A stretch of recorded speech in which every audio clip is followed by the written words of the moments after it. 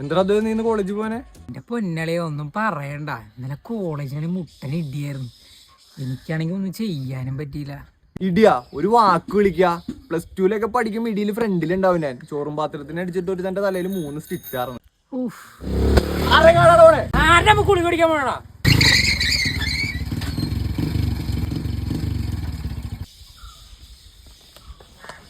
എന്താ എന്തൊട്ടാ പറഞ്ഞ നീ?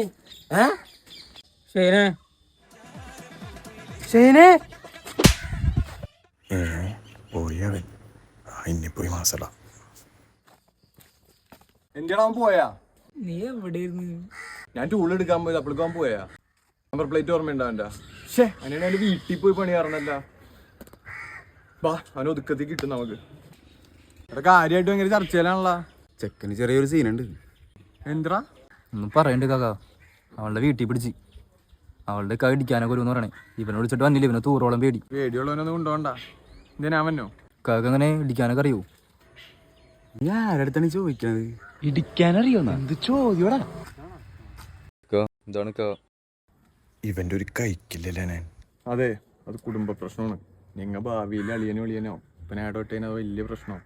നീയേ അളിയാന്ന് വിളിച്ച് ചെല്ല്. മയത്തിൽ കാര്യങ്ങളൊക്കെ പറഞ്ഞത് സെറ്റ് ചെയ്യും. അളിയാ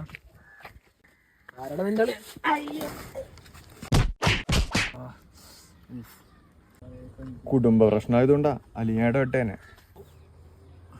അപ്പുറത്തേക്ക്